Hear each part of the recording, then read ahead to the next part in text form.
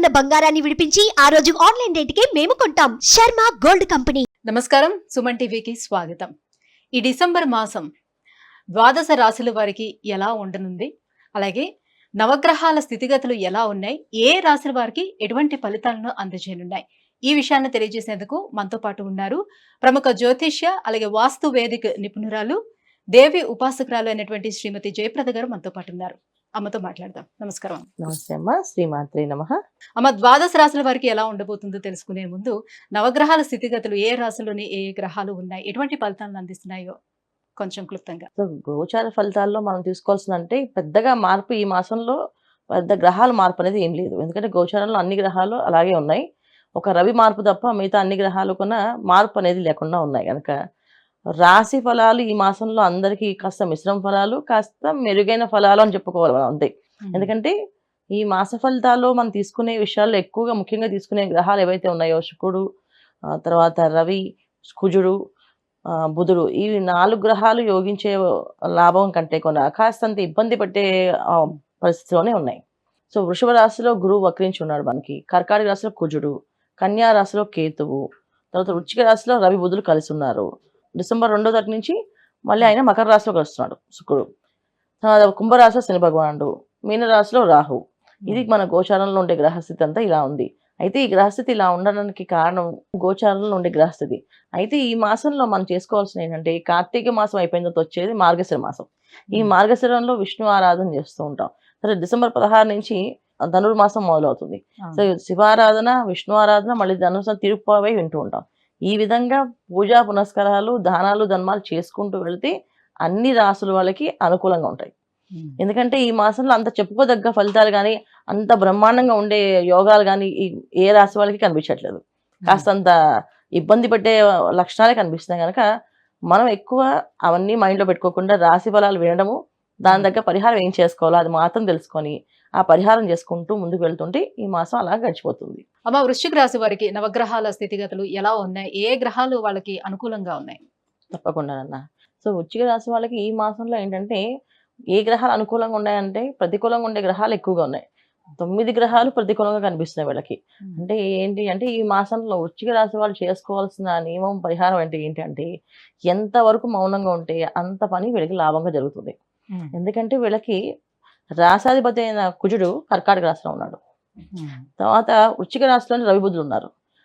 వృశ్చిక రాశి రవి బుధులు అంతా యోగించరు. అంటే ఎప్పుడైనా రాశిలో ఉండే గ్రహాలు ఏవైతే ఉన్నాయో శుభగ్రహాలు అయితే యోగిస్తాయి, పాపగ్రహాలు అయితే యోగించవు. అలాగే రవి బుధులు కలిసి ఆ రాశిలో ఉండడం వల్ల ఏంటంటే, సరైన సమయానికి సమయస్ఫూర్తిగా మాట్లాడడానికి కానీ, ఆ సమయానికి ఆ విషయం గుర్తు రాకపోవడం, అది చెప్పాల్సిన ఈ విషయం ఎందుకు చెప్పలేకపోయిన, ఈ విషయం ఇక్కడ ఎందుకు జరగలేదు అని రావడానికి కారకులు ఏంటంటే రవి బుధులు కారకులు అనమాట. సో ఏ విషయం అయినా సరే జరిగిపోయిన తర్వాత ఆలోచన వస్తుంది, ఇది ఎప్పుడు చేస్తుంటే బాగుండేది అనేసి. మకర రాశిలో శుక్రుడు అంత యోగ్యంగా ఉండదు వీళ్ళకి.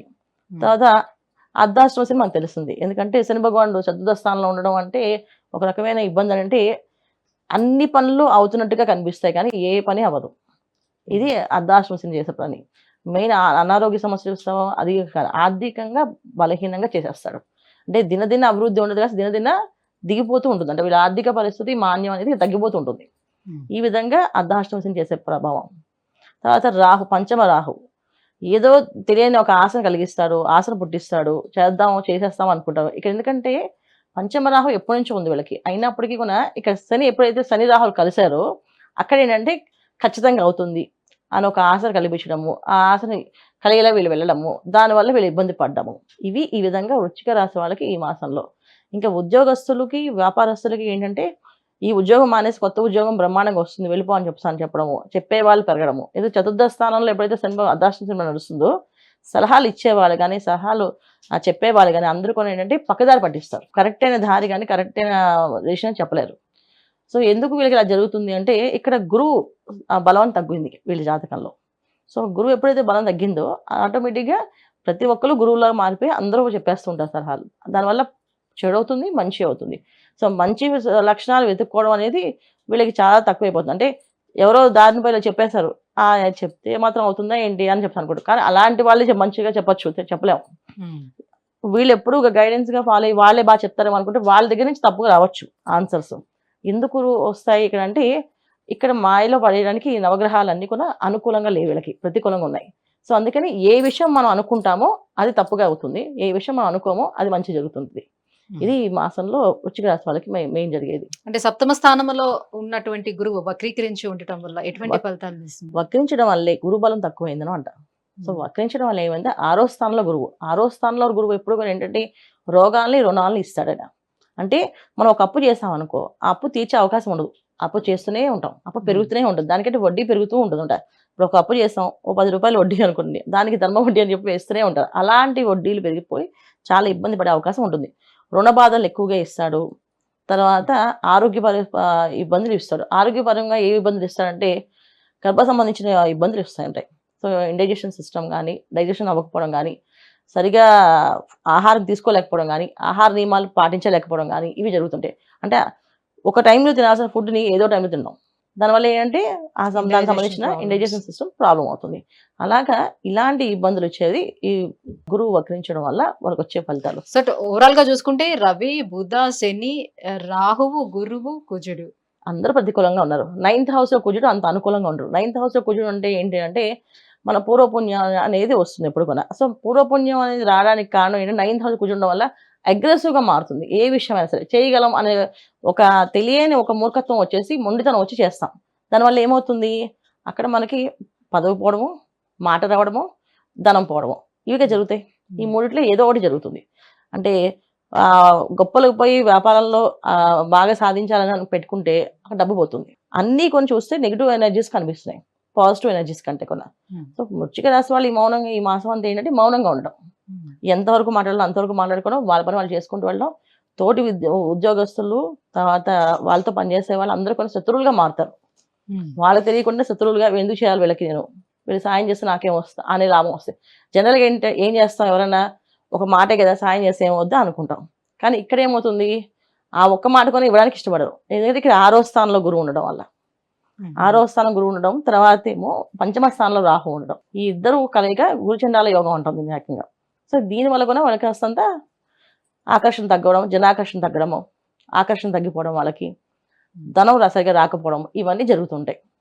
ఇది ఈ మాసంలో వృశ్చిక రాశి వాళ్ళకి మరి ఎటువంటి పరిహారాలను వీళ్ళు పాటించుకోవాల్సి ఉంటుంది ఈ నవగ్రహాల అనుగ్రహం కోసం? వీళ్ళు గట్టిగా ప్రార్థించవలసింది గణపతి. ప్రతినిత్యం గణపతికి పూజించడం, గణపతికి గరికతో పూజ చేసి బయటికి వెళ్ళడము, బెల్లం నైవేద్యం పెట్టడం, బెల్లంతో పాటు అరటిపళ్ళు, పాలు, పళ్ళు, ఇంకా ఏదైనా పలహారం ఏమైనా పెట్టచ్చు, కానీ బెల్లం కంపల్సరీ పెట్టాలి. ప్రతిరోజు బెల్లం పెడుతూ గరికతో నైవేద్యం పూజ చేస్తూ బయటికి వెళ్ళడము, గణపతి ఆలయానికి వెళ్ళి దర్శనం చేసుకోవడం. ముఖ్యమైన పనులు, ముఖ్యమైన నిర్ణయాలు గణపతి ఆలయంలో అభిషేకం చేయించి స్వామివారికి అక్కడ కూర్చొని నిర్ణయం తీసుకోవడం, ఇది చేసేది కరెక్టా కాదా అని. ఇంకా డౌట్ ఉంటే అక్కడ స్వామివారి 2 చీటీలు రాసి ఆ చీటీ వేసి ఈ చీటీలో నేను చేయొచ్చా చేయకూడదు, ఆ చీటీలో ఒకటి తీసుకుంటే అది గణపతి అనుగ్రహం ఉన్నట్టు వీళ్ళకి, ఆ పని చేయడం. ఈ విధంగా ఈ వృశ్చిక రాశి వాళ్ళు ఈ మాసం అంతా చేసుకోవాల్సిన పరిహారం నియమాలు కానీ, ప్రతినిత్యం గణపతి పూజించడం, లక్ష్మీ గణపతి మంత్రం ఉన్న వాళ్ళు లక్ష్మీ గణపతి మంత్రాన్ని చేసుకోవడము, అయితే గణపతికి తర్పణాలు చేసుకోవడము చాలా విశేషంగా ఫలిస్తాయి అన్నమాట. ఈ విధంగా చేసుకుంటూ ఉంటే. అమ్మ, డిసెంబర్ మాసం వృశ్చిక రాశి వారికి ఏ రకంగా ఉండబోతుంది? ఈ నవగ్రహాల అనుగ్రహానికి వాళ్ళు ఎటువంటి పరిహారాలను పాటించుకోవాలి? ఈ విషయాలు తెలియజేసినందుకు ధన్యవాదాలు. శ్రీమాత్రే నమః.